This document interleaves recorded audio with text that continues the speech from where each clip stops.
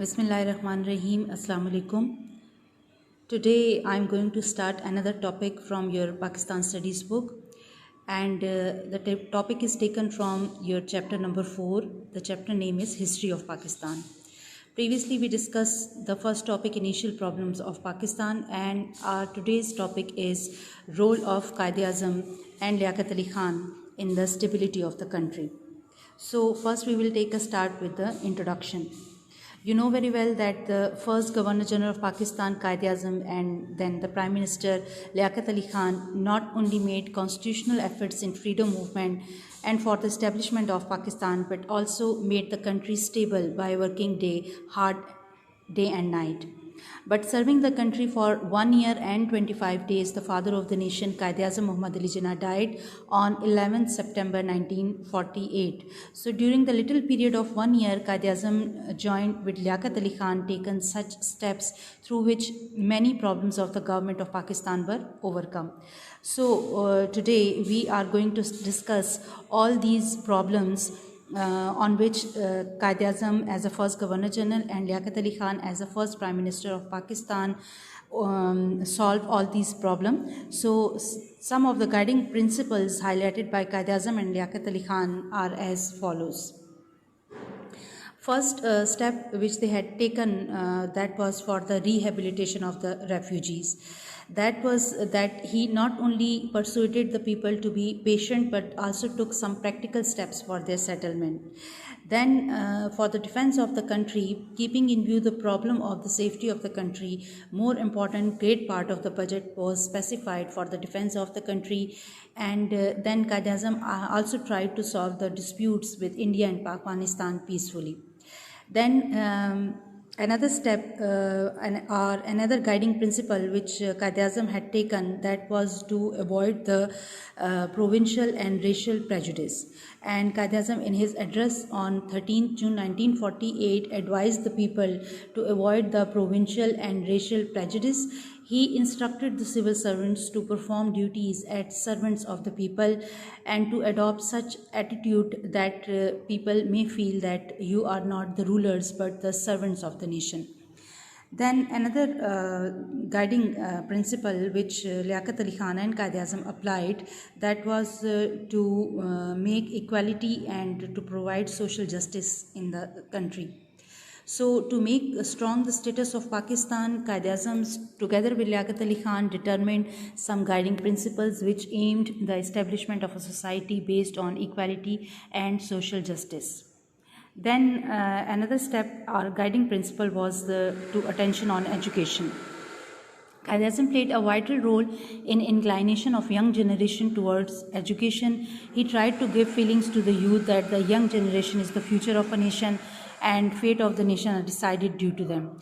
He insisted upon the young people to give attention only and only to education and to avoid agitation politics for the prosperity and the existence of the country. So these were the some of the guiding principles which Liaquat Ali Khan and Quaid-e-Azam applied for the establishment or for the prosperity of the country. So in the earlier mentioned all the guiding principles, Liaquat Ali Khan, besides all these things, Liaquat Ali Khan and Quaid-e-Azam Muhammad Ali Jinnah made Pakistan member of the United Nations for her introduction and identity, and within a few months bilateral relations were also established with many countries. The important point regarding foreign policy of the new country was that there will be friendly relations on equality basis with the countries in general and with neighbors and Muslim countries in special. So that was all about the guiding principles of Quaid-e-Azam and Liaquat Ali Khan. Another topic which I am going to start is also from the same chapter, History of Pakistan, and the topic name is Constitutional Development since 1947 up till 1956.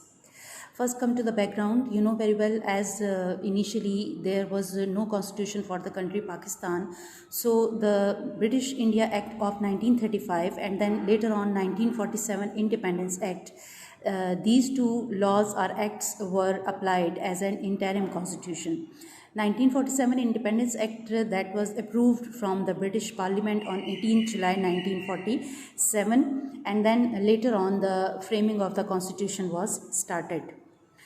Then on 11th August 1947, the first Constituent Assembly was formed for framing the Constitution, and at that time Joginder Nath Mandel, who was presiding the session, he announced that now Quaid-e-Azam will be the first president of the first Constituent Assembly of Pakistan. Now, after that, the framing of the constitution was started. For this purpose, different committees were formed.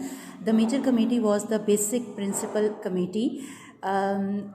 There were total 24 members who were working under this Basic Principle Committee.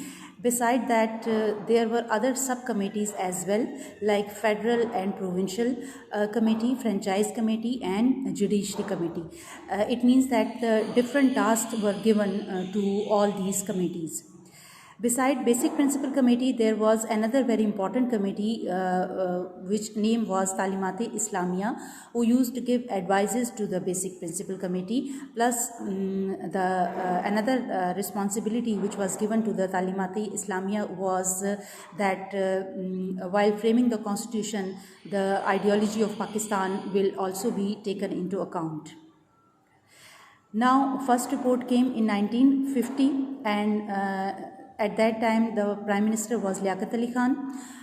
Now, let's see what was there in the first report of the Basic Principle Committee.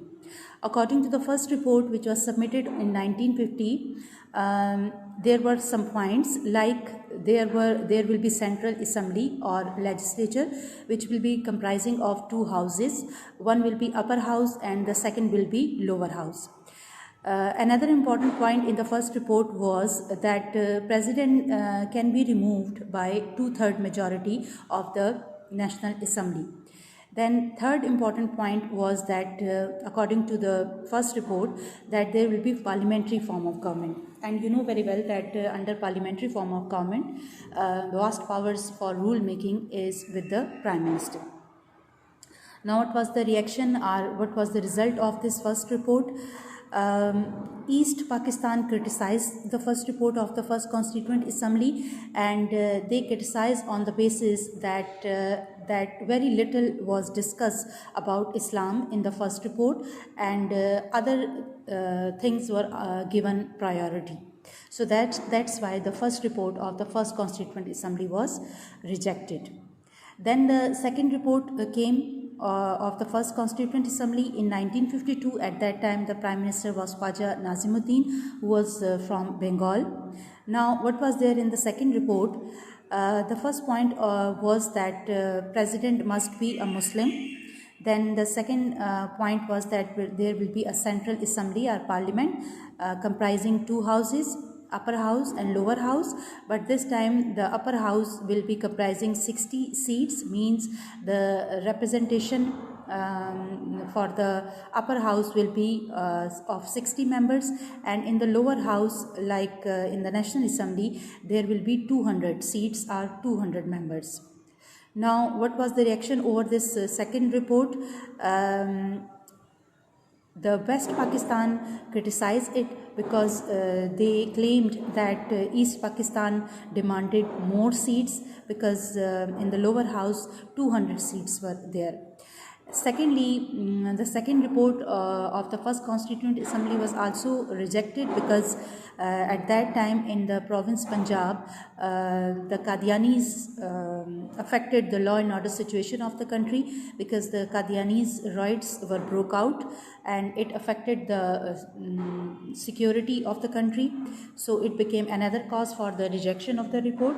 That's why on the basis of these two things, especially the Qadiani riots, the second report, not only the second report was rejected, but the Prime Minister Khwaja Nazimuddin was also dismissed on 1953.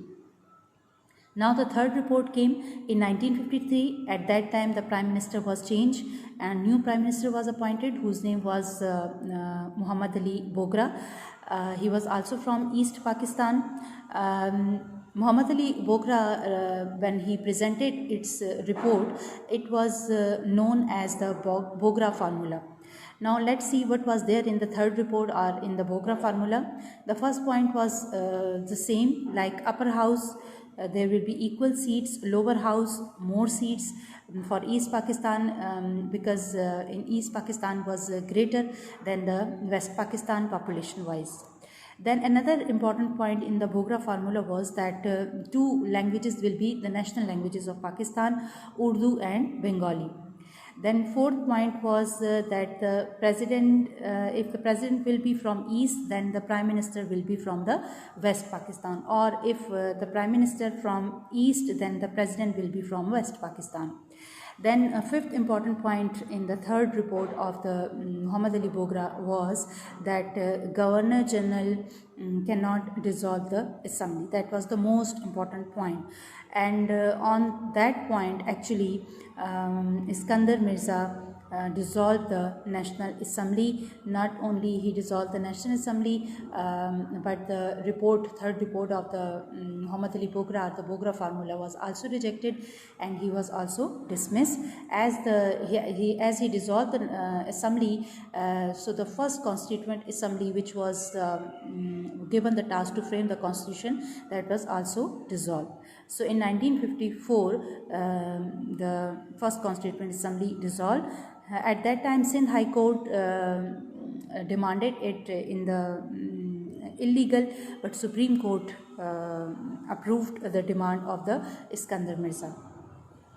So after that, the second Constituent Assembly was formed in 1955, which was given the task to frame the Constitution. This time, the members which were elected for the second Constituent Assembly were from all the leading parties of Pakistan, and it was comprising of 60 members. At that time, the Prime Minister was Chaudhry Muhammad Ali. What happened this time? That Chaudhry Muhammad Ali this time demanded one unit system. One unit system means that four provinces of Pakistan like Punjab, Sindh, KPK and Balochistan, these provinces were amalgamated and it was called one unit. That is how now there in Pakistan there will be two main provinces. One will be West Pakistan and the other will be East Pakistan. So that is how, under the supervision of Chaudhry Muhammad Ali, and at that time Iskandar Mirza was removed and he was replaced by another Governor General whose name was Ghulam Muhammad. Under his supervision, the draft of the first constitution was presented on 29th January 1956, and finally on